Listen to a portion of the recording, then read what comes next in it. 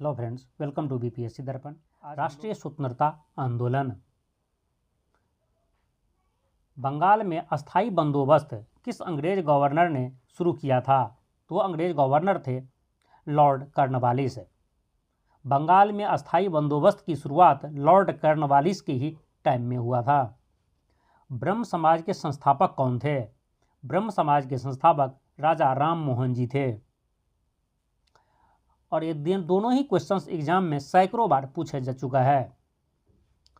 किस तिथि से बंगाल का विभाजन प्रभावी हुआ था? तो बंगाल का विभाजन 16 अक्टूबर 1905 से प्रभावी हुआ था।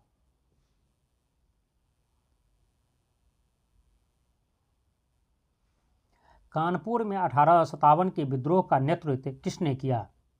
तो नाना साहब ने किया था। 1857 के विद्रोह में कानपुर से जो नेतृत्व कर रहे थे वह थे नाना साहब।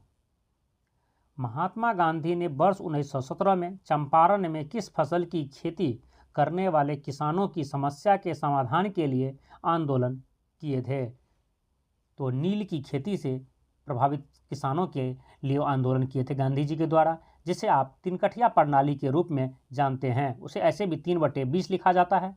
मतलब 20 कट्ठा ज़मीन में से किसानों को 3 कट्ठा ज़मीन में नील बोना अनिवार्य था, नेसेसरी था।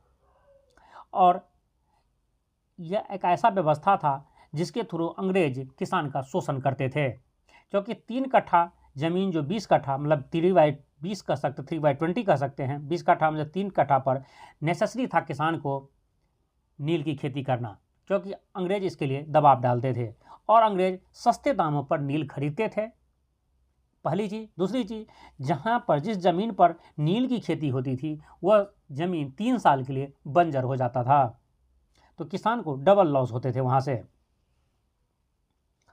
करो और मरो का नारा किसने दिया था?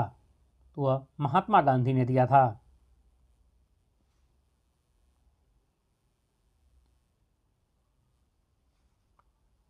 असहयोग आंदोलन के लिए कांग्रेस के किस अधिवेशन में प्रस्ताव पास हुआ था? तो कांग्रेस के कलकत्ता अधिवेशन 1920 में यह प्रस्ताव पास हुआ था। महात्मा गांधी जी द्वारा जो असहयोग आंदोलन चलाए गए थे उसका प्रस्ताव कांग्रेस के कलकत्ता अधिवेशन 1920 में पास हुआ था। इंडियन नेशनल आर्मी की स्थापना किसने की? तो इसकी स्थापना नेताजी सुभाष चंद्र बोस ने की थी, और यह भी कई एग्जाम में क्वेश्चंस पूछा जा चुका है। इंडियन नेशनल आर्मी INA की स्थापना सुभाष चंद्र बोस ने की थी। और आपको पता है कि आप यदि किसी फौजी से मिले होंगे या कई मूवी देखेंगे तो आपको पता होगा उसमें जय हिंद बोले जाते हैं। जिस तरह से हम गुड मॉर्निंग गुड इवनिंग बोलते हैं, इसलिए फौज में जब एक दूसरे से मिलते हैं तो उसे जय हिंद बोले जाते हैं, रिप्लाई भी जय हिंद में दिए जाते हैं। ये जो जय हिंद है वह इंडियन नेशनल आर्मी से ही लिया गया था, जिसकी शुरुआत नेताजी सुभाष चंद्र बोस ने ही की थी। 1931 में महात्मा गांधी और लॉर्ड इरविन के बीच किस समझौते पर हस्ताक्षर हुआ था? तो वह गांधी इरविन समझौता पर हस्ताक्षर हुआ था।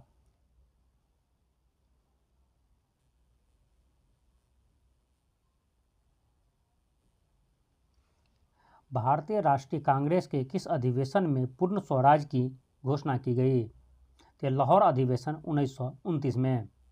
भारतीय राष्ट्रीय कांग्रेस की लाहौर अधिवेशन जो 1929 में हुआ था, इसमें पूर्ण स्वराज की घोषणा की गई थी।